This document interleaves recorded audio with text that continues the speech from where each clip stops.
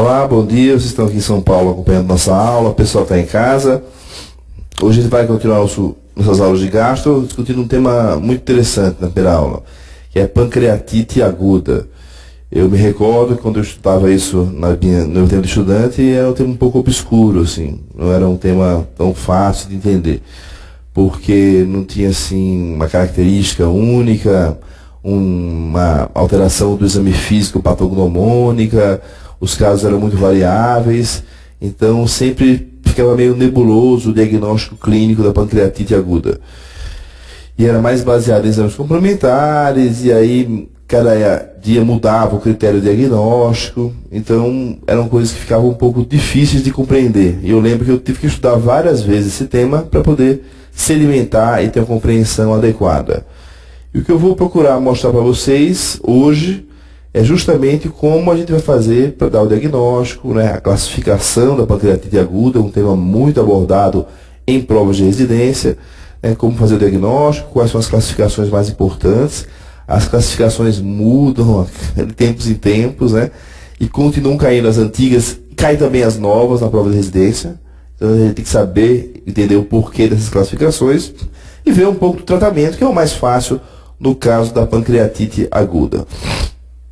Muito bem, então a pancreatite aguda, ela é uma doença que ela veio mudando muito na história, porque como a gente se baseia para o diagnóstico em exames complementares, esses exames não existiam antes. Então, por exemplo, né, a dosagem de amilase sérica no Brasil entrou na década de 1940 só.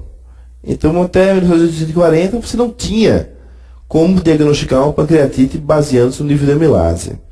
Então, como eram esses diagnósticos? Por necrópsia, por laparotomia exploradora.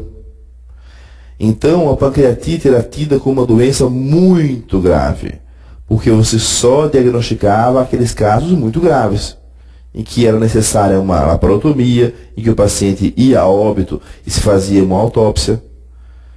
Então, a pancreatite aguda, ela vem, né, revestida de uma tradição de que é uma doença gravíssima. Mas, na verdade, hoje em dia nós sabemos que é uma doença em que 90% das vezes ela é muito leve. Então, a grande maioria vai ser uma doença não grave, que é o termo mais adequado hoje em dia. Então, em 1950 foi a primeira casuística brasileira, para vocês terem uma ideia, né? Muito bem. Então, qual é a grande questão da pancreatite? É uma inflamação do pâncreas. Ótimo. Isso dá para saber pelo nome. Mas ela tem repercussão local no pâncreas e nos tecidos peripancreáticos e repercussões à distância. A pancreatite tem repercussões em órgãos remotos. Ela vai levar a uma cirrose importante em alguns casos e a lesão de órgãos-alvo. Então, essa manifestação sistêmica da pancreatite é que vai denotar a gravidade do quadro. O que pode levar a uma inflamação do pâncreas? Então, várias coisas, infecções virais, drogas. A causa mais comum no nosso meio é o cálculo biliar. Então, como a gente tem um diagnóstico crescente de colecistolitíase, pela disseminação dos exames ultrassonográficos, né, pela melhor acuidade imaginológica desses exames, a colelitíase ela é muito prevalente. E a colelitíase é a principal causa no nosso meio. A ingestão de bebida alcoólica pode também levar a pancreatite, tanto a pancreatite aguda, quanto, mais comumente, a pancreatite crônica, que é um tema de uma outra aula que nós vamos ter, a pancreatite crônica. O que diferencia a pancreatite aguda da crônica, basicamente, é a alteração estrutural do pâncreas. Se o pâncreas tiver calcificações, dilatações do seu ducto, tiver degeneração estrutural crônica e tiver uma pancreatite, é uma pancreatite crônica agudizada. Se o pâncreas não tiver alterações estruturais, trata-se de uma pancreatite aguda, né? Então, a gente tem a colelitíase como principal fator, mas o álcool também pode ser um fator de pancreatites agudas ou de crônicas agudizadas. A hiperepidemia, principalmente a hipertrigliceridemia, né? Então, quando os triglicéridos estão acima de 1000, são um fator de risco importante para a pancreatite aguda. No caso, geralmente, é uma hipertrigliceridemia familiar. Hipercalcemias, como alterações da paratireoide, por exemplo, pode levar à pancreatite. traumatismos, então traumatismos abdominais perfurantes, traumatismos abdominais contusos, traumatismos endoscópicos durante colangiopancreatografia retrógrada endoscópica, né? Traumatismos operatórios podem levar também à pancreatite. Qualquer obstrução ao fluxo do suco pancreático, então vocês vão ver em alguns casos de tumores pequenos no pâncreas, que o paciente vem com pancreatite leve, ou uma pancreatite segmentar de uma porção só do pâncreas. Mas por quê? Um cálculo biliar que vai obstruir a papila, ou álcool que vai dar alteração global no pâncreas, vai dar pancreatite só num segmento. Porque não é essa a causa, porque é uma obstrução local do pâncreas, está tudo ali por um tumor. Então lembrar dessa hipótese. Um aumento de amilase, no paciente mais idoso, uma pancreatite focal, pensar numa obstrução tumoral. Malformações congênitas, como o pâncreas divisum, pode levar também a uma má drenagem e a crise de pancreatite.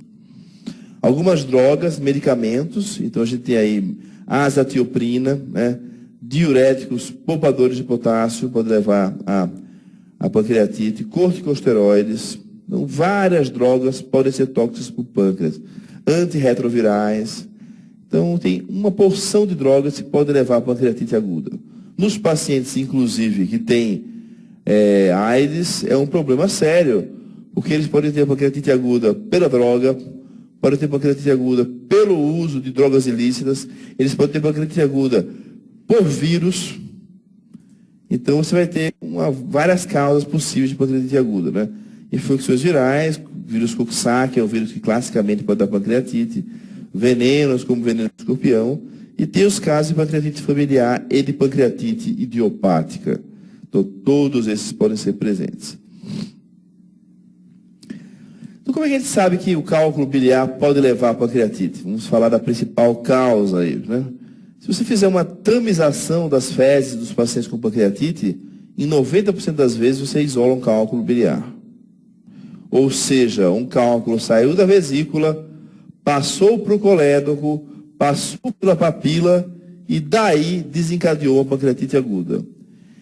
Diferentemente do que muitos de vocês podem pensar, o processo pelo qual um cálculo biliar leva a pancreatite não é a obstrução mantida do fluxo do suco pancreático, é uma passagem pela papila, levando a um aumento transitório da pressão, e depois que o processo inflamatório se instala, ele se autonutre e desencadeia a pancreatite. Na minoria das vezes, o cálculo está impactado. Isso é muito importante vocês terem em mente, essa fisiopatologia, para vocês compreenderem por que não é necessária uma desobstrução biliar na pancreatite de rotina. Porque a minoria dos pacientes vai ter uma obstrução biliar. Então você vai fazer uma desobstrução biliar por uma papilotomia endoscópica para quê? Para contaminar o pâncreas que está estéreo? Para aumentar o risco de uma segunda pancreatite? Então só se faz uma drenagem biliar se tem um diagnóstico de obstrução biliar. Isso é um conceito importante para vocês gravarem para a terapêutica da pancreatite, né? Obviamente, a coledocolitíase, o cálculo na via biliar principal é muito frequente nos pacientes com pancreatite biliar. Por que razão? Por razões anatômicas. O paciente desenvolveu pancreatite porque ele tem um ducto cístico largo, que facilita a passagem dos cálculos da vesícula para o colédoco, porque ele tem um microcálculo, um cálculo que passa facilmente para o colédoco. Então, não necessariamente aquele cálculo que está no colédoco foi o que causou pancreatite. Então, pode ser aquele ou pode ser outro, que passou e foi embora. E os fatores predisponentes para a coledocolitíase continuam no paciente com pancreatite. Geralmente se vê a microlitíase, né? Com relação ao álcool, a gente bebe aqui, assim, a maioria das pessoas no dia a dia, o uso mais comum é de cerveja, como bebida, né? E as bebidas que levam mais a pancreatite são os destilados, principalmente a vodka. Na Rússia, a pancreatite alcoólica é a principal causa de pancreatite. E o vinho, né? Não é a cerveja. Geralmente isso acontece depois de 6 anos de uso. Então, uso maciço e contínuo por mais de 6 anos. Tem alterações de rolhas proteicas nas vias pancreáticas e nas células acinares, espasmo do esfíncter de Oddi, Tudo isso aí pode levar à pancreatite. Não importa o que levou à pancreatite, se foi calculose, o que foi, mas uma vez instalada a inflamação no pâncreas, você tem liberação e ativação das enzimas pancreáticas. Recordem-se das aulas de fisiologia de vocês, que o pâncreas secreta enzimas na forma de proenzimas, que não digerem o órgão, e que geralmente vão entrar em atividade enzimática quando chegam num pH específico do duodeno. Quando você tem lise do tecido pancreático, na pancreatite, você tem a ativação dessas enzimas, que leva à autodigestão pancreática, que leva à liberação de mais enzimas e de mais inflamação. E aí o processo é autossustentado, autonutrido. Por isso que a gente fala, passou um cálculo, desencadeou a pancreatite, tanto pode ter uma pancreatite leve, que se resolva, quanto pode ter uma pancreatite grave. Não sei como vai evoluir isso aí. E como é o quadro clínico da pancreatite? Falei já no início da aula para vocês que 90% dos casos são leves, né? Na verdade, são casos não graves, que não tem gravidade naquele momento. Tem potencial gravidade posterior. Mas é uma dor aguda, dor abdominal, costumeiramente epigástrica, associada a náuseas e vômitos. Com elevação de amilase ou lipase acima de 3 vezes o limite superior da normalidade. Então, se a amilase de um laboratório for normal até 125, é considerado pancreatite quando for mais de 375. Se a lipase for 300, é uma lipase sugestiva de pancreatite quando for acima de 900. Aí vai entrar como um dos critérios diagnósticos. Então não é uma amilase de 180, uma lipase de 450, não é. É acima de 3 vezes o limite superior da normalidade, já que essas enzimas podem se alterar por outras afecções. Muito bem. Então vejam, é muito difícil diferenciar de uma jeca. Então chega um paciente, ó, estou com uma dor no estômago aqui, com náuseas e vômitos. Como eu sei se é pancreatite ou não? Colhendo amilase e lipase. Se eu não colher, vai passar batido o caso de pancreatite por mim. A lipase é mais importante quando o paciente tem mais de 3 dias de história de dor, porque ela se mantém elevada por mais tempo. A amilase rapidamente é excretada por via urinária e normaliza-se. Então, você pode pedir pelo menos uma amilase naqueles pacientes com dor aguda. Se for uma dor mais de 3 dias, pode associar a lipase. Ok?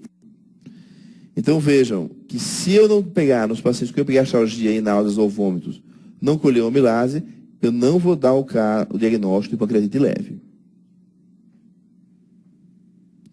Então, nas formas leves, dor epigástrica, náuseas ou vômitos, associado à elevação da amilase ou lipase.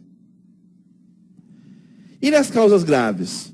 Então, os quadros mais graves, a dor assume aquele padrão pancreático, que vocês estudam e leem, que é o abdominal em faixa no abdômen superior, com irradiação para as costas, e que melhora na posição de bruços ou de prece maometana, que eu nunca vi nenhum paciente em posição de prece maometana no hospital, mas eles ficam de bruços, às vezes. Então, melhora com a barriga para baixo. E a dor em faixa com a radiação para as costas. Essa dor só aparece nas formas mais graves, não aparece nas formas muito leves. Os vômitos são mais proeminentes, e aí nas formas graves, os sintomas inflamatórios sistêmicos se manifestam com maior frequência. Então, febre, taquicardia, taquipneia. E nos casos que a erosão dos vasos peripancreáticos, notadamente os vasos esplênicos, a artéria e veia esplênica, vocês lembram que a artéria e veia esplênica correm a artéria em cima e a veia atrás do pâncreas.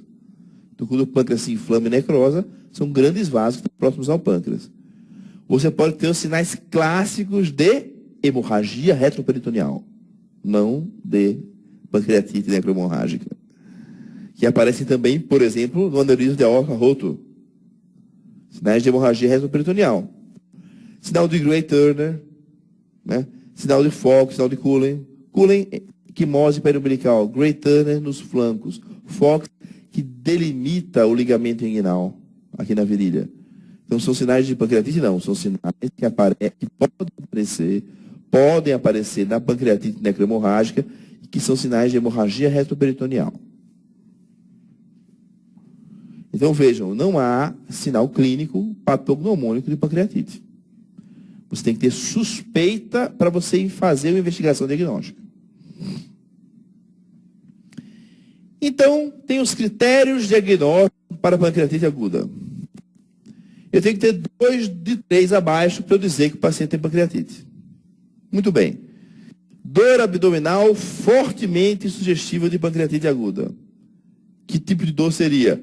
Epigastralgia associada a náuseas e vômitos ou dor em faixa com irradiação para as costas, o que melhora a posição de bruços. Então, tenho esse quadro clínico, um quadro clínico característico de pancreatite leve ou de pancreatite mais grave, preencheu o primeiro critério. Amilase ou lipase séricas, pelo menos 3 vezes maiores que o limite superior da normalidade. Vejam, se eu tenho um paciente com epigastralgia com amilase de 500, eu já fechei o diagnóstico de pancreatite. Eu não preciso fazer exames de imagem que vão ser esse item de baixo. Eu já tenho o diagnóstico de pancreatite. Se eu não tenho um dos dois, eu vou dar 2 exemplos. Por exemplo, eu tenho um paciente incubado na UTI e que ocorre amilase e vem 500 de amilase. E agora? Esse paciente tem pancreatite ou não? Eu não sei se ele tem náusea ou vômito, ele está meio distendido, está com nasogástrica, ele não fica incubado, não fala se tem dor ou não. Então, eu não tenho o critério da clínica. Só tenho o critério de amilase. Eu preciso fazer um exame de imagem, que o melhor para diagnóstico de pancreatite é a tomografia com contraste. Ou então, eu tenho um paciente que eu acho que tem pancreatite. Olha, o paciente está com epigastralgia, tem colitíase, ou bebeu. Então, eu acho que tem pancreatite. Aí peço a amilase e vem 200. Não está 3 vezes acima. Aí eu preciso de um exame de imagem para confirmar. Então, o exame de imagem para o diagnóstico, o exame de imagem pode ser utilizado com critérios prognósticos e de classificação, é outra indicação, mas o exame de imagem... Tá. Se o exame de imagem com indicação diagnóstica, apenas quando você não preencher os 2 critérios iniciais. Eu vou trocar o microfone que está dando problema aí no sinal.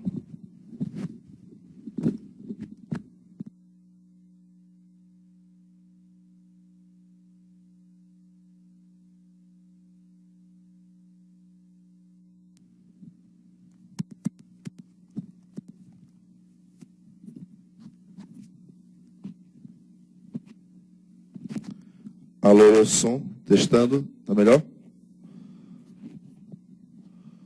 Ok, e qual seria o exame diagnóstico que eu pediria? Então, o terceiro critério seriam achados característicos de pancreatite aguda, a ultrassonografia ou, preferencialmente, a tomografia com contraste, considerado o melhor método de imagem. A tomografia com contraste, ela vai mostrar para vocês um edema peripancreático, um aumento do volume do pâncreas, coleções peripancreáticas, áreas de má perfusão do pâncreas, que são características de necrose no tecido pancreático. Então, tudo isso é visto a tomografia com contraste. O ultrassom pode mostrar? O ultrassom ele pode mostrar um edema peripancreático, uma coleção peripancreática. Ele pode mostrar uma coisa muito importante, que é a presença de cálculos biliares. Ele vai ver mais para frente que em todos os pacientes com pancreatite, nós vamos pedir ultrassom do abdômen para ver se a pancreatite é biliar ou não. Mas não com o intuito de fechar o diagnóstico de pancreatite. Porque não é um bom exame para ver o pâncreas. O pâncreas está atrás do cólon transverso, atrás do estômago. É difícil de acesso ultrassonográfico. Principalmente se o paciente tiver um pouco de distensão gasosa. Então, o ultrassom ele pode mostrar achados sugestivos, pode. Então, o ultrassom ele serve como uma triagem para eu ver se tem coleções, se tem complicações locais. Mas o mais importante do ultrassom é ver a etiologia. Então, eu vou pedir ultrassom para todos os casos para saber se é biliar ou não. Mas não com o intuito diagnóstico. Isso eu não preciso de ultrassom. Se eu quiser um exame de imagem para ver se o paciente tem realmente pancreatite ou não, tomografia com contraste endovenoso. Mas é uma mulher grávida, é um paciente que não tem alergia ao contraste, eu não quero fazer a tomografia. A ressonância é uma opção. Ok? Então, vocês vejam que fazer tomografia de rotina não é necessário na pancreatite aguda. Muito bem. Então, os critérios diagnósticos vêm sendo discutidos desde 92, teve uma revisão em 2007 e tem uma revisão em 2013, que mantém esses critérios que eu botei para você, tá? 90% vem como leve e grave, né? Então, a de 2013, ela não divide mais em leve e grave. Ele divide em leve, grave, moderada e grave. Então, a mudança na classificação 2013 foi colocar a pancreatite aguda leve, pancreatite aguda grave, moderada e grave. Então, criou essa grave moderada aqui, que não tinha antes. Né? Antes era leve e grave. Mesmo em 2007 era leve e grave. Eu vou falar das duas para vocês compreenderem o conceito de pancreatite grave, o conceito de gravidade da pancreatite. Então, qual é a pancreatite leve? É aquela que não tem falência orgânica, não tem insuficiência renal, não tem insuficiência cardiovascular, que é choque, não tem insuficiência respiratória. Então, não tem insuficiência orgânica e não tem complicações locais. Isso não mudou. Quais seriam as complicações locais? Hemorragia retroperitoneal, coleções peripancreáticas, abscesso pancreático, pseudocistos, necrose do pâncreas. Então, tudo isso é complicação local. Então, se eu tiver uma complicação local, eu já tenho uma pancreatite que não é leve. Ela é grave ou é grave moderada. Na primeira semana da pancreatite, as complicações locais estão aparecendo, estão se formando. Então, na primeira semana da pancreatite, eu dou preferência aos critérios clínicos de gravidade, que vão observar a insuficiência orgânica. Depois da primeira semana de pancreatite, do início do quadro, eu dou preferência aos critérios morfológicos e de imagem, porque geralmente a insuficiência orgânica já foi revertida e eu vou ter a presença ou não de complicações locais. Então o cara está com dor epigástica agora, o pâncreas está edemaciando, está fazendo uma coleção, eu não sei se vai ter um pseudocisto ou não. Naquela primeira semana é difícil eu fechar os critérios de complicação local. Então a preferência é por critérios de insuficiência orgânica. Isso é muito importante vocês terem em mente. Então, quem é o paciente com pancreatite grave que chega no pronto-socorro para você? É aquele paciente que vai ter insuficiência orgânica. Então, pancreatite aguda grave moderada, complicações locais sistêmicas, óbvio, chegou no diagnóstico, já tem complicações, já é grave. Ou falência orgânica transitória.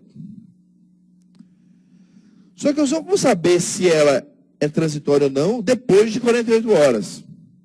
Então, se o paciente chega chocado, chega taquipneico, com PO2 diminuída,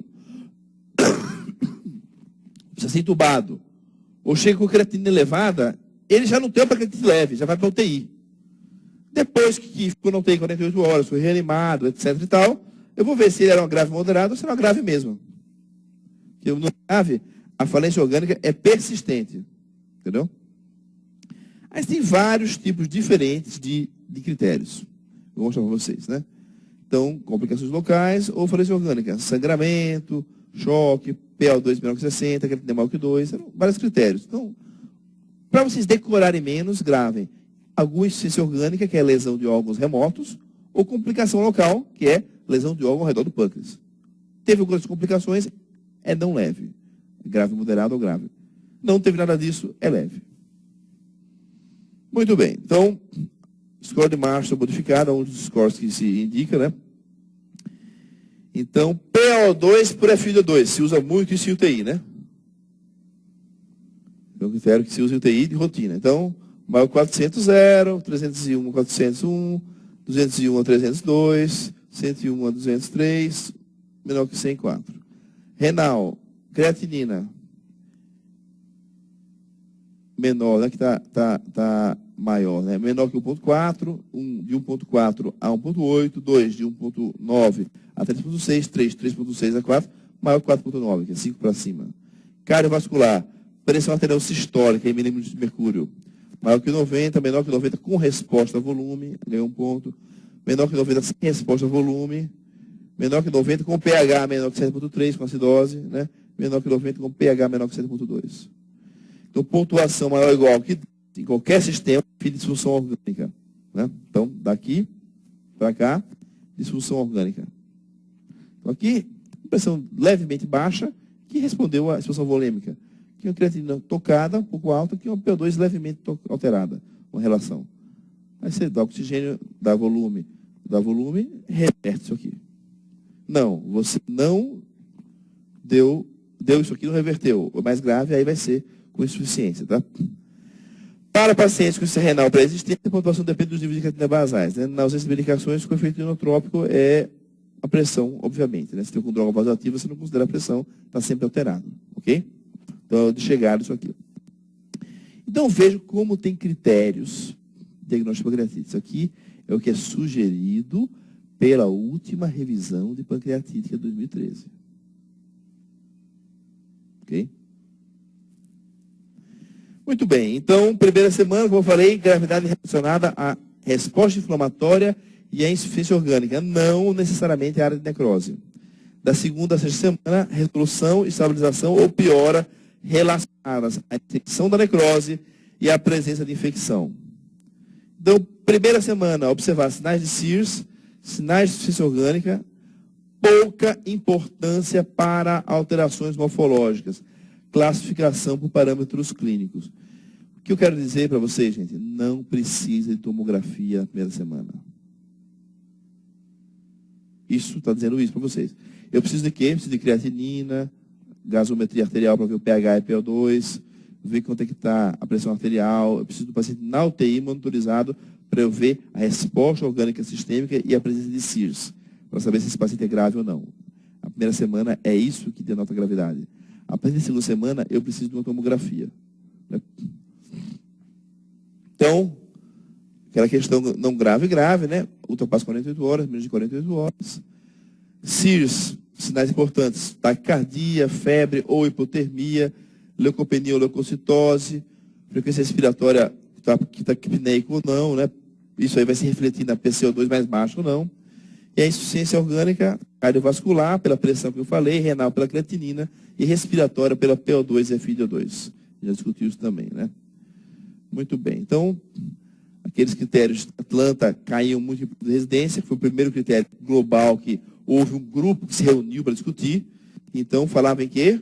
Falava nos critérios de Hanson, 3 ou mais, ou Apache, 2, 8 ou mais. Então, isso cai muito em prova de residência, por isso que tem que falar. O Apache é um critério prognóstico para qualquer paciente em UTI. Envolve um monte de coisa. Quando eu era residente, não existia smartphone, até o computador estava começando, né? Então, tinha nas melhores UTIs, tinha calculadora de Apache. Era um computadorzinho que você ia botando todos os dados do Apache, no final saiu o Apache. Então, todo paciente que se internava na UTI, você tem que calcular o Apache pela calculadora de Apache. Hoje em dia tem.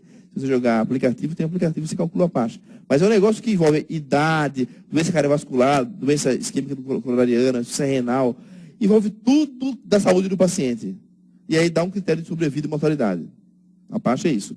Ninguém decora, ninguém sabe, todo mundo recorre à calculadora, à tabela para ver. Mas o que você tem que saber, quando a Apache é muito alta, obviamente, não só para pancreatite, para qualquer doença, a mortalidade é maior. É um critério prognóstico. Então, um paciente de 80 anos, com insuficiência renal, com isquemia miocárdica, ICC, interna-se com pneumonia. É muito mais grave do que não tem nada disso. O Apache fala isso, gente. Ok? Ele envolve idade e doenças que o paciente tem. Então, isso vai ter muito em prova de residência. Por quê? Porque foi preconizado em 1992 por Atlanta. E o Hanson? Hanson Impacto tem, olha como foi feito o Hanson, antes de eu nascer, em 1974. Será que o Hanson ele foi inteligente? Vamos ver. Ao diagnóstico, idade maior que 55 anos. Óbvio, ululante o Hanson. O cara de 20 anos morre menos que o que tem 80. Aí botou esse corte de 55 anos. Tem impacto até hoje, né? Leucograma maior que 16 mil. Sim, resposta inflamatória sistêmica mais proeminente. Quanto maior o leucograma, ou está infectado com pancreatite, que é péssimo, ou tem uma síriase importante. Glicemia acima de 200. O paciente está com a disfunção do pâncreas endócrino. E está com a síriase muito alta também. Então é importante até hoje. DHL e TGO, enzimas intracelulares, sabem quando, gente? Quando tem necrose. Então, vejam que o Hanson teve uma ideia interessante. Então, se você tem necrose, paciente mais velho, resposta inflamatória sistêmica importante, ou disfunção endócrina do pâncreas, esse paciente de cara já é mais grave. Beleza. São os critérios do diagnóstico. E depois de 48 horas, o camarada chegou e caiu o hematócrito. Mas por que caiu o hematócrito, gente?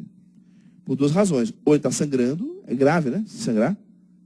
Ou ele chegou muito desidratado, se deu um monte de volume, ele hemodiluiu. Então ele teve uma pancreatite que causou uma desidratação grave. Então, era uma pancreatite grave. Você está com um paciente internado há 48 horas e a ureia, em vez de estar diminuindo, está subindo. Será que é grave essa pancreatite? Está sequestrando o terceiro espaço. É muito grave. Tem insuficiência renal, esse paciente, com mais de 48 horas. A gente usa até hoje a creatinina, não é? Ele usava a ureia. Então, interessante o critério de Hanson. Cálcio caindo. Por que cai o cálcio? Porque quando você tem necrose da gordura peripancreática, tem saponificação da gordura. Sequestra o cálcio. Então, tem hipocalcemia. Então, o cálcio, 48 horas, menos de 8, também é critério. Então, é um critério de necrose. PO2 menor que 60, até hoje se usa, né? Insuficiência respiratória. Déficit de base, acidose. A gente usa o pH hoje em dia. Mesma coisa, Base Access que ele usava. Tem acidose, o sujeito. E sequestro líquido. Que nada é sequestro líquido. Eu não sabia disso aí quando eu era estudante. É assim, você pega um paciente, 70 quilos. Você calcula que o volume normal para ele, de hidratação, num repouso absoluto, seria, vamos dizer, 2.500 por dia. Então, em 48 horas, ele teria que receber 5 litros de soro. Ele recebeu 13 litros de soro para manter a pressão. Então, ele precisou de mais de 8 litros, além do soro de manutenção, para manter a pressão. Isso significa que ele teve um sequestro líquido de mais de 6 litros em 48 horas. Calcula a hidratação basal e vê quanto ele recebeu total de soro. Se for mais de 6 litros, precisou de expansão para manter a pressão. Então, veja que são mesmos critérios de Marshall, quase. Então, por isso que até hoje o Hanson tem prognóstico. E cai em prova de residência. E como fazer para lembrar? Entender um pouquinho do porquê de cada um desses itens, por isso que eu falo para vocês. Olha como é que é o prognóstico de Hanson. 0 a 2, 2% de mortalidade. 7 a 8, 100%. Isso aqui é década de 80. Hoje em dia melhorou um pouco. Mas tem impacto prognóstico importante o critério de Hanson. É que não é o melhor hoje em dia, gente. Hoje em dia tem critérios melhores. E a partir da segunda semana, dou preferência aqui a critérios morfológicos. Eu vou utilizar os critérios de Baltazar. O que a gente vai observar na tomografia? Alguns tipos de pancreatite. Pancreatite aguda, intersticial e edematosa. Só tem edema do pâncreas, dentro do intestino pancreático. Ou pancreatite necrotizante, que tem necrose, a ausência de contraste endovenoso, não passa na área do pâncreas porque está necrosado. Infecção. Gás peripancreático no pâncreas. Denota infecção peripancreática. Não é para ter gás. Presença de coleções pancreáticas. Então você vai ver necrose ausente, menor que 30, 30 a 50, ou maior que 50. Necrose peripancreática isolada, necrose sem gás ou com gás. Então, a necrose pancreática é uma área difusa que não capta contraste. Percebam Que eu pego um paciente que acabou de chegar no pronto-socorro, vomitando há 3 dias, desidratado, com baita de um sequestro do terceiro espaço, com insuficiência renal, eu vou meter uma tomografia com contraste para ele lesar o rim, e ele estando chocado, não vai perfundir bem o pâncreas. Eu posso ter uma falsa ideia de necrose pancreática. Então, não é legal usar essa tomografia no começo do quadro. O legal da tomografia é depois que ele está na UTI, normovolêmico, a função renal melhorou, aí eu faço tomografia com contraste. É por isso que eu não preciso da tomografia para a gravidade nas primeiras 48 horas. Idealmente, não preciso nem na primeira semana. A partir da segunda semana é que eu vou fazer a tomografia se o paciente continuar internado. Ou, pelo menos, depois que ele estabilizar a função renal e cardiovascular. Aí sim, a tomografia vai ser fidedigna. Fatores de mau prognóstico, infecção, ciência orgânica e necrose tecidual. Né? Baltazar, de A a E. Pâncreas normal, o A, pâncreas aumentado no P, edema peripancreático no C, uma coleção peripancreática no D e 2 ou mais coleções ou AR, que é sinal de infecção, peripancreático no E. Isso quando o Baltazar fez, em 85, não existia as trombos com contraste na fase arterial. Aí depois veio na fase arterial o trombo com contraste. Né? Então aqui, com o contraste, eu vejo o grau de necrose ausente, 0 pontos, menor que 30%, 2 pontos, 30% a 50%, 4 pontos, maior que 50%, 6 pontos. E aí os Baltazares, de A até E, eu vou A 0 ponto, que é o pâncreas normal, aí B 1 ponto, C 2 pontos, D 3 pontos, e E, que é 2 ou mais coleções, ou AR, peripancreático, 4 pontos. Aí eu somo tudo isso aqui, os pontos da alteração de A até E, do pâncreas, e da presença ou ausência de necrose, e vou calcular a gravidade. Então, 0 a 3 pontos, 3% de mortalidade e 8% de morbidade. 4 a 6 pontos, 6% de mortalidade e 35% de morbidade. 7 a 10 pontos, 17% de mortalidade e 92% de morbidades. Então, o Baltazar é o melhor critério prognóstico de imagem para a gravidade de pancreatite. Ok? Quando deve ser utilizado? A partir da segunda semana. Na primeira semana, insuficiência renal, cardiovascular, respiratória e acidose. E sua resposta na expansão do volume, que é o critério de Marshall. Outros critérios, a parte 2. Por dia, ele precisa de mais 2.000 de expansão, fora da manutenção. Tem o critério de Glasgow-Imrie, que é círculo de Hanson. Tem proteína C reativa, após 48 horas, continuou subindo. Critérios o quê? Inflamatórios, sistêmicos, de disfunção orgânica, todos eles. É isso. Então, gravem. O que é gravidade da pancreatite? Disfunção orgânica ou complicação local, ponto. Qualquer coisa que denote isso é um critério de gravidade. O que é que jamais será critério de gravidade? Amilase e lipase. E gravando essa informação, vocês acertam metade das questões de pancreatite. Porque vai estar lá, um monte de critério de gravidade, precisa dizer qual está errado, é o que tem amilase. Então, amilase e lipase não são critérios de gravidade. Você pode ter uma amilase de 4.000, não é critério de gravidade. Você pode ter um paciente com pancreatite necrotizante, que usou todo o pâncreas, e amilase de 200 só.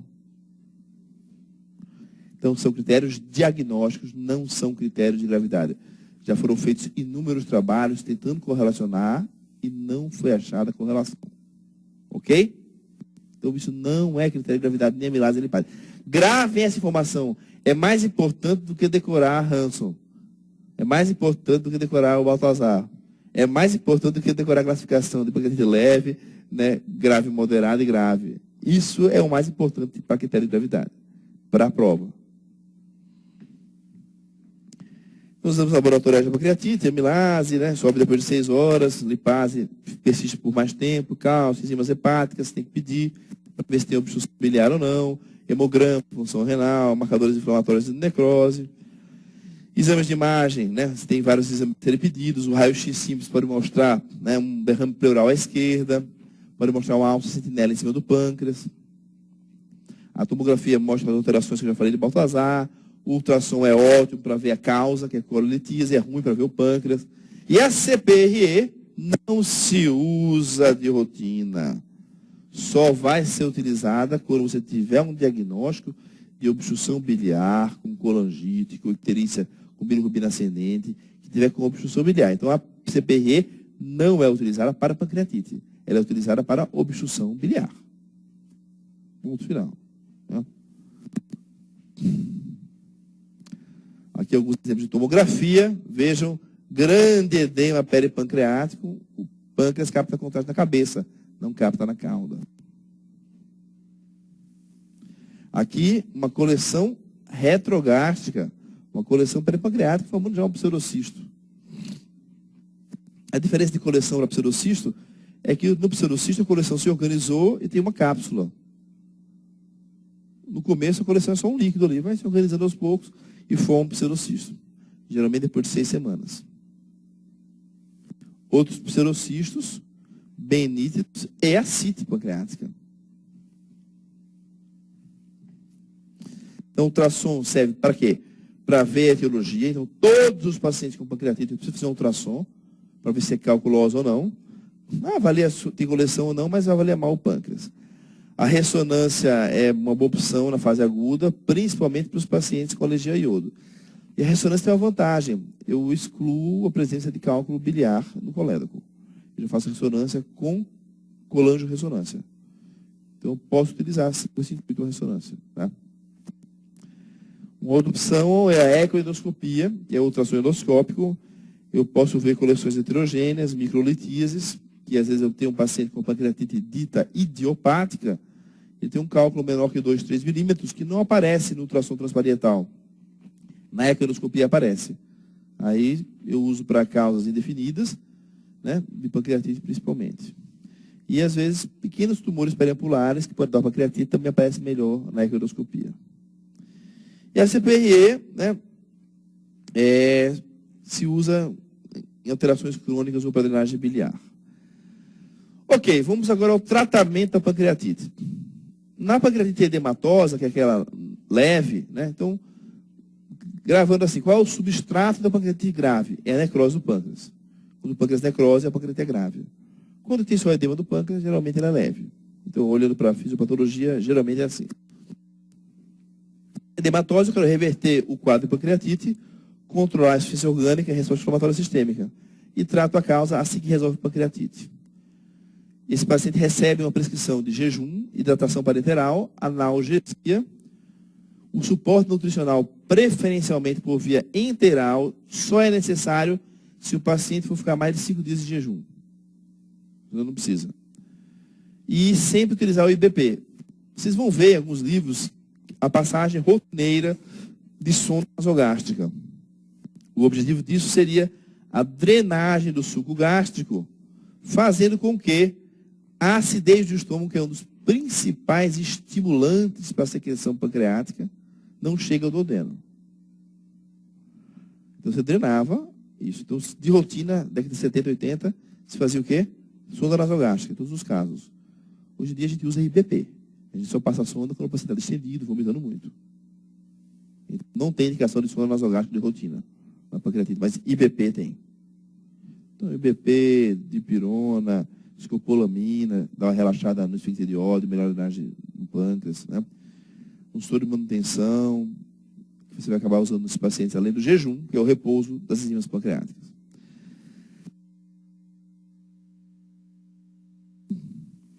Uma das causas da infecção importantes é manter o trânsito intestinal. Então, por isso que a sonda nasenteral em posição jejunal, não duodenal, não gástrica, com a nutrição gota a gota, mantém o trofismo intestinal, diminui a translocação bacteriana e, nos casos que estão internados há muitos dias, é a via preferencial de nutrição. Ok? Você mantém a barreira entérica contra a translocação bacteriana de germes, você dá suporte nutricional sem estimular o pâncreas. Então, qual é a via preferencial para a nutrição do paciente com pancreatite grave? Sonda nasoenteral em posição jejunal, com dieta jejunal. E a nutrição parenteral dá mais infecção de catéter, e a infecção de catéter infecciona o pâncreas. Principal fator de mau prognóstico na pancreatite grave é a infecção do tecido peripancreático. Esses pacientes com pancreatite grave vão para a UTI, ficam em jejum, obviamente reposição volêmica, controle eletrolítico, analgesia, suporte nutricional, IBP. As complicações hemorrágicas são mais frequentes que as trombóticas na pancreatite. A gente não usa profilaxia de TVP e TEP de rotina. E os antibióticos que eram usados de rotina, hoje em dia são usados em casos selecionados. Então, se usava o ivermectin, depois de 2004 começou a sair da rotina isso aí, né? E a recomendação passou a ser apenas alguns subgrupos. Então, quando você tem identificação da necrose pancreática infectada, através de uma punção com agulha fina que viu um grão com bactérias, ou da presença de gás, tem indicação de antibiótico e de drenagem do pâncreas, cirúrgica. Então, quando tem infecção da pancreatite, é cirurgia para desbridamento e drenagem associada a antibiótico. Agora, usar o antibiótico preventivo sem ter uma noção de que está infectado o pâncreas, alguns autores sugerem assim, quando tem mais de 50% de necrose do pâncreas. Ponto final. Não é para ser usado de rotina. Para a prova, não use de rotina antibiótico. Então, indicações profiláticos, hipotéticos, sem ser baseado em nenhum trabalho científico. Resultado. Pancreatite aguda severa com gestação precoce, é um tipo subtipo que o paciente está gravíssimo, aquelas catástrofes, o cara chega chocado, entubado, você acaba usando antibióticos, você sabe nem o que ele tem. Ou necrose mais de 50%. Seriam essas indicações hoje em dia que são mais consensuais para o uso de antibiótico. Então não se usa mais antibiótico de rotina na pancreatite que não seja leve, nem muito menos na leve, né? E cirurgia pancreatite. Para o diagnóstico de pancreatite, é muito raro. Seria aqueles casos de catástrofes abdominais que você abre e vê que é pancreatite. Hoje em dia a gente vê isso por tomografia antes. Porque o paciente chega em choque séptico, abdômen distendido, dominase elevada, você não sabe se é uma necrose intestinal maciça, um abdômen vascular, ou se é uma pancreatite necrotizante grave, você acaba abrindo. Tratamento de fatores etiológicos depende do fator etiológico. Por exemplo, colelitíase, quando se faz a cirurgia, na mesma internação, depois que resolveu a pancreatite. Então, o paciente sumiu a dor abdominal, comeu, não voltou a dor, no outro dia fica em jejum e é operado. Isso é o ideal na pancreatite biliar. Ok? Colestectomia videolaparoscópica com colongiografia. Controle da doença quando você tem necrose infectada sempre. Aí você vai desbridar o pâncreas. Ou quando você tem paciente com 2, 3 semanas, pelo menos 2 semanas já. Né? 14 a 21 dias de pancreatite, tem coleções, não melhora. Aí, depois de 2 a 3 semanas, você tem bem delimitado o que é o pâncreas necrótico do que é o pâncreas edemaciado só. Aí você vai desbridar com facilidade. Então, só se indica a cirurgia para desbridamento do pâncreas sem infecção depois de pelo menos 14 dias. Não se indica precocemente. Agora, algumas complicações. O cara teve hemorragia intraperitoneal porque erodiu a artéria esplênica. Aí é cirúrgico. Então, com uma complicação grave assim, vai ser cirúrgico. Okay? Então, cálculos biliares, cai bastante em prova quando colestectomia após resolução do quadro agudo na mesma internação é o ideal. Descompressão biliar, CPR, apenas os casos de colelitíase comprovada, é ideal por ressonância, em pancreatite sem resposta ao tempo clínico, que tem um cálculo colérico, aí que tenha sinais de icterícia ascendente. O cálculo está obstruindo o biliar. Okay? Então tem bilirrubina 3, outro dia 4, outro dia 5, e a pancreatite está piorando. Aí você pode pensar em desobstruir. Ou um paciente que desenvolva colangite e tem colelitíase, uma pancreatite. Aí está infectado, tem que drenar. Então, indicações consensuais de cirurgia na infecção da necrose, catástrofes abdominais ou complicações como hemorragia digestiva sem causa aparente. Né? Na necrose sem infecção, sempre uma intervenção tardia com mais de 12 dias. Complicações, abscessos, como qualquer abscesso em qualquer lugar, drenagem externa. Pseudocisto, formou uma cápsula, mais de 6 semanas, está sintomático, é um pseudocisto grande, sintomático. Aí você vai fazer uma derivação interna para o estômago, para o duodeno, ou para uma alça jejunal em estudo de Roux. Né? Então, o que eu falei para você já, coleções líquidas agudas peripancreáticas. São nas primeiras 4 semanas, sem componentes sólidos. Podem ser estéreis ou infectadas, que é raro. Pseudocisto, clássico depois de 6 semanas, mas pode já ter uma cápsula depois de 4 semanas. Tem parede fibrótica identificável à tomografia. A diferença para a coleção é essa. Você vê a cápsula fibrótica na tomografia. Né? E não tem associações com tecido necrótico, também pode ser estéril ou infectado. Né? Ok. Então, pseudocisto, gravar para a prova de residência a chamada regra dos 6. Então, quando tiver mais de 6 centímetros, mais de 6 semanas, geralmente é indicação de cirurgia. O mais moderno é só se indicam esses que estão com a parede maturada, que é 4, 6 semanas, os que são grandes e que têm sintomas. Se for sintomático, não se indica cirurgia. Qual é o sintoma? Amelasemia persistente e dor epigástrica. Então, dor massa e hiperamelasemia persistente. Aqui é um pseudocisto. Você pode derivar para o estômago por endoscopia ou por cirurgia, ou fazer uma alta em de rua. Então, indicações de cirurgia, sintomas, complicações como infecção, sangramento, e o tamanho maior que 5 ou 6 centímetros. Drenagens internas, que são as derivações para o tubo digestivo. Quando não tem sangramento, não tem infecção. Pseudocistos maduros, com boa cápsula. Pode usar o estômago, o duodeno ou uma alça jejunal, que é a de preferência. Se tiver infecção, drenagem externa. Um dreno e dreno externamente. Se tiver hemorragia, aí você vai ter que fazer uma cirurgia com uma pancreatectomia, com uma hemostasia cirúrgica. É um caso bem complicado mesmo. A ressecção do pseudocisto é infrequente, né? Às vezes se resseca mais quando é na cauda do pâncreas, né? Na porção cefálica, é uma cirurgia de grande porte no paciente inflamado, cheio de aderência, não é uma boa opção. Geralmente são realmente só drenagens internas ou externas. E aqui, uma drenagem interna, uma alça de Roux, uma derivação cisto-jejunal, que é o mais comum, é a indicação mais comum para o tratamento do pseudocisto. O abscesso pancreático ou peripancreático, hoje em dia é uma coleção peripancreática infectada ou um pseudocisto infectado. É o conceito mais correto. Drenagem imediata e antibiótico largo espectro, mesocolo transverso, um abscesso que a gente drenou aqui. Vamos agora a algumas questões que versam sobre pancreatite. Um homem de 46 anos apresentou pancreatite aguda grave e foi submetida a uma tomografia do abdômen 4 dias depois do início da dor. Então, na primeira semana.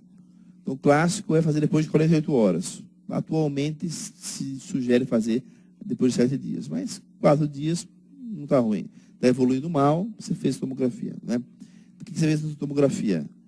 Tem coleção peripancreática e aparentemente é necrose da cauda do pâncreas. Coleção aqui na cauda, coleção retrogástrica, tem bastante líquido ao redor do pâncreas. Né? Com base na classificação da pancreatite aguda e nos achados tomográficos, pode-se afirmar que o diagnóstico é, muito bem, pseudocisto de pâncreas, drenagem percutânea. Abscesso pancreático, drenagem endoscópica. Coleção peripancreática, drenagem por ecoendoscopia. Necrose e coleção peripancreática, tratamento clínico em UTI. Opa. Então, necrose e coleção, tratamento clínico em UTI.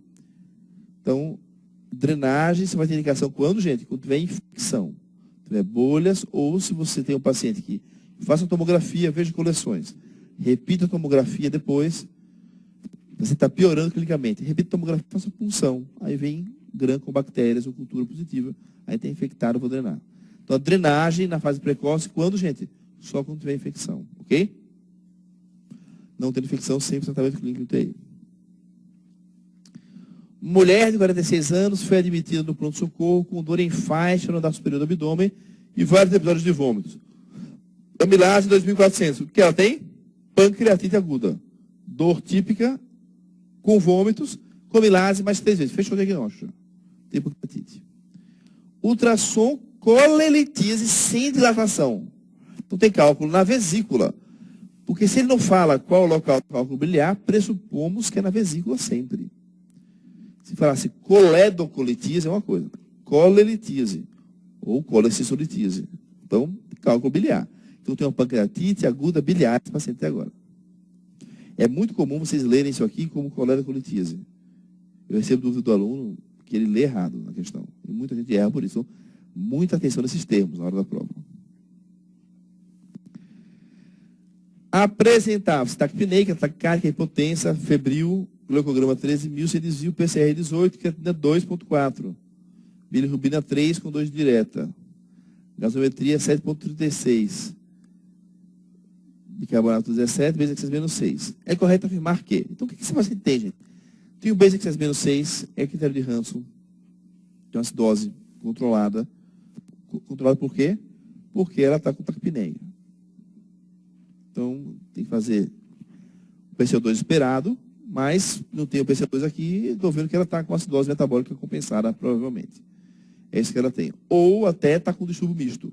Acidose metabólica associada à alcalose respiratória, porque está com insuficiência respiratória. Então, essa paciente tem alteração fisiológica agora, tem insuficiência orgânica agora.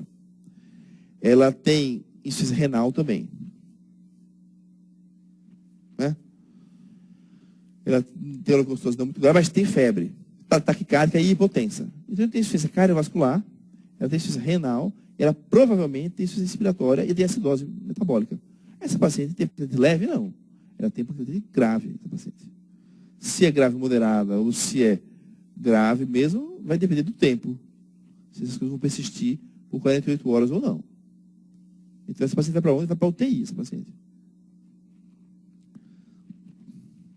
Então, é correto. Se a tomografia de abdômen mostrar necrose extensa no pâncreas, estará indicada a laparotomia. Não, gente. Só se indica a laparotomia se a tomografia mostrar bolhas de gás, que é infecção. Então, está errado essa primeira área.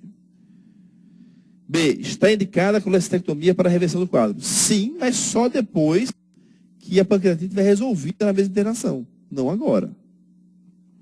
Está indicada a coluna giroscópica com papilotomia. Não, a chegou agora, não tem dilatação das vias biliares.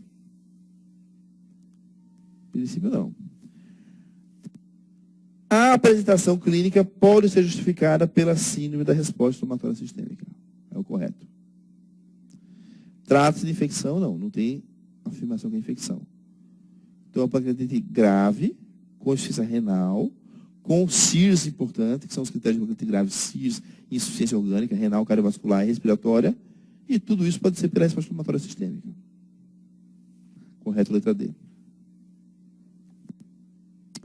Na pancreatite aguda, a presença de equimose no flanco esquerdo, a presença sinal de greater, né, nos flancos, né? Mais à esquerda, mas nos flancos, geralmente. Então, são sinais clássicos que sempre caem a bobagem isso aí, mas cai sempre. Assinar a alternativa correta. Na avaliação tomográfica da pancreatite aguda, qual o significado de Baltazar B? Aí sim é uma coisa atual e importante, hein? Baltazar. Então, Baltazar é A, B, C, D, E. Então, o A é o pâncreas normal. O E é o pior, que é 2 ou mais coleções ou infecção. Então, você tem que decorar o B, o C e o D. Então, o B seria um pâncreas que não é normal, que é demasiado. Né? O C seria o edema peripancreático. E o D, uma coleção peripancreática. Que o E vai ser 2 coleções. Então, aqui é o quê? Edema do pâncreas, o B. O A, o normal. O B, o pâncreas demasiado. O C, edema peripancreático ao redor do pâncreas. O D, uma coleção. E o E, 2 ou mais coleções, ou gás, infecção peripancreática. Então, questão interessante. Começa a cair, Baltazar. É o critério atual. Viver saudável, longe da bebida e de regalos pantagruélicos, não foi suficiente para evitar que um ecologista de 39 anos fosse internado com pancreatite aguda em 2 ocasiões. Ele está tripudiando em cima do estilo de vida do rapaz, né? A complicação tinha origem na dislipidemia que afetava vários membros de sua família. Olha que interessante.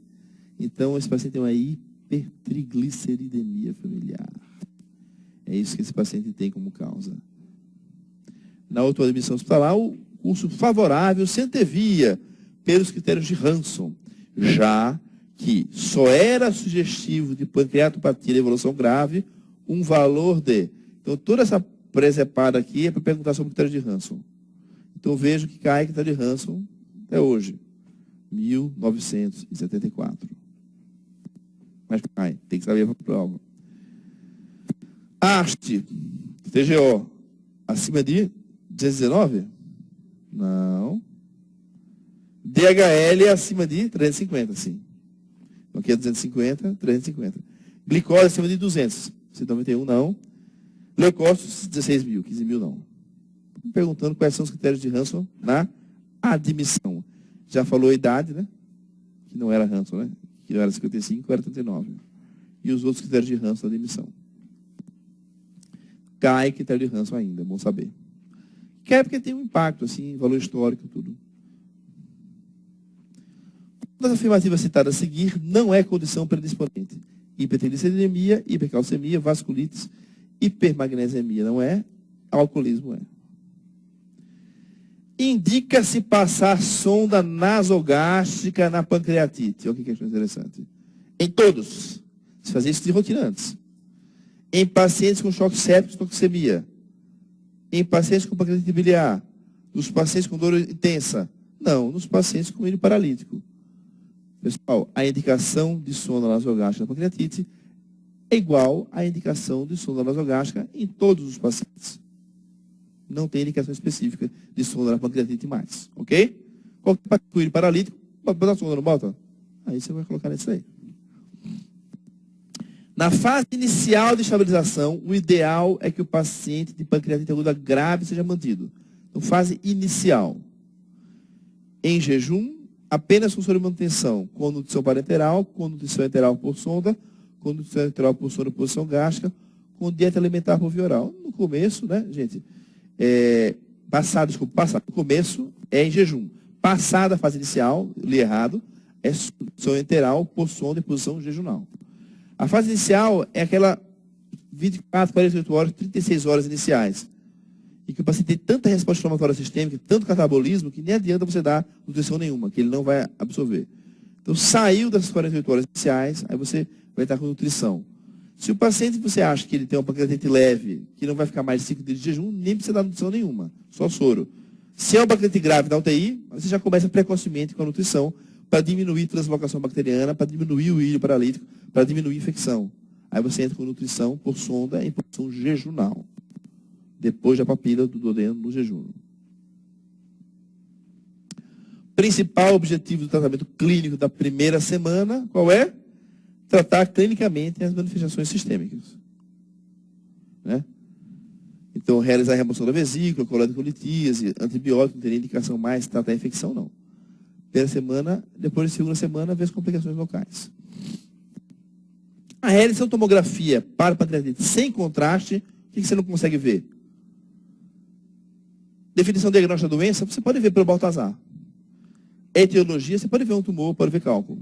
Pode. Coleção, você pode identificar. Infecção, você vê gás. Mas você não vê necrose pancreática, que é a área de má perfusão. Então, o contraste serve para você ver o grau de necrose pancreática. Um homem de 54 anos foi hospitalizado com pancreatite em decorrência de hipertrigliceridemia. Após 72 horas, evolui com hipotensão, falência renal e síndrome de angústia respiratória. Ou seja, é uma pancreatite grave esse paciente. Tem 3 dias de insuficiência orgânica, não tem dúvida. Encontra-se entubado na UTI. Ele foi administrado em veneno profilático. Não há evidência de cálculos ou obstrução biliar. Qual é o procedimento mais adequado? Então, veja, é um cara que está na UTI, entubado, está piorando. CPR não, gente. Não tem cálculo nem biliar. CPR para quê? Desligamento cirúrgico, não. Lavagem peritoneal se fazia antes. Alguns serviços fazem ainda. Manter conduta clínica ou tomografia contrastada com aspiração da necrose. Então, aquele paciente que não vai melhorando, vai afundando, você faz a tomografia, não vê infecção, você faz uma tomografia com punção e aspirado para identificar uma eventual coleção infectada. Então, quando indicar a PAF, punção por agulha fina por tomografia, naquele paciente que está degringolando, está piorando, parece que ele tem infecção, mas você não conseguiu ver a infecção ainda. Aí você faz isso. Ok? Paciente de 43 anos chega à emergência com quadro de vômitos e dor no abdômen superior 2 horas. Na avaliação laboratorial, amilase 2000, ou seja, pancreatite. TGO 48, TGP 100. O paciente evolui com piora do quadro clínico e negável ingestão alcoólica. Foi realizada a tomografia que evidenciou necrose extensa. Diante desse quadro clínico, qual a opção correta? A tomografia é útil no diagnóstico, no entanto, não fornece prognóstico. Não, ela é útil no diagnóstico e também no prognóstico. Se necrose extensa, o prognóstico é ruim. Necrose de mais de 50% vai ganhar vários pontos do Baltazar. A grande elevação da amilase correlaciona com a gravidade. Não, eu falei para vocês que isso está errado sempre. Apesar da necrose pancreática extensa, a manipulação cirúrgica do pâncreas somente deverá ser considerada em caso de evidência de infecção da lesão, certo? Ou depois de 14 dias. Apesar do etilismo, o padrão de enzimas sugere ingestão alcoólica, não. Né? Geralmente, ingestão alcoólica é TGO maior que TGP. Está errado o que ele falou. A tomografia computadorizada deveria ter sido realizada no início do quadro para avaliação da necrose, não. Depois de 48 horas, depois de uma semana que se faz. Paciente com 68 anos apresentou uma pancreatite com amilase de 1.800. A tomografia, bolhas de ar. Qual a conduta? A cirurgia. Bolhas de ar igual a infecção, abscesso. Paciente de 52 anos de idade, branca, com quadro de dor abdominal de forte intensidade em cólica, iniciada há 2 dias, da entrada do pronto-socorro com náuseas e vômitos. O exame, peristalse negativa, distensão, hipotensão, pressão 9/6, pulso 120, taquicárdica. Amilase, 1.200. Então, dor abdominal, náuseas e vômitos, amilase 1.200, pancreatite. Foi realizada a tomografia que mostra necrose de mais de 50%. Decidiu-se fazer antibiótico, mais de 50%. Qual é o antibiótico de escolha? Imipenem. Considere o paciente com pancreatite aguda que apresenta, após o período de 2 a 3 semanas de evolução, colesterol líquida sem sinais de infecção. O tratamento mais adequado é observação. Sócio dreno externo quando tem infecção. Sócio dreno interno quando tem sintomas e mais de 5 a 6 semanas. Pelo menos 4 semanas. Então, 2 a 3 semanas, não tem infecção, né? Não tem nada, deixa quieto. Conduta mais adequada para um paciente assintomático, com pseudocídio de 6,5, 1 mês após a pancreatite é observação, gente. Assintomático, só 1 mês. Observação. Se fosse sintomático, aí você poderia eventualmente fazer a derivação interna. Mas é assintomático. Hoje em dia só se mexe nos sintomáticos. Uma mulher de 56 anos com colelitíase é internada para pancreatite aguda. O momento adequado para a colestectomia é quando, gente? Resolução do quadro de pancreatite na mesma internação. Muito bem, passamos 7 minutos do nosso horário. Vamos dar um intervalozinho agora e voltamos já com as outras aulas do dia. Muito obrigado pela atenção de vocês.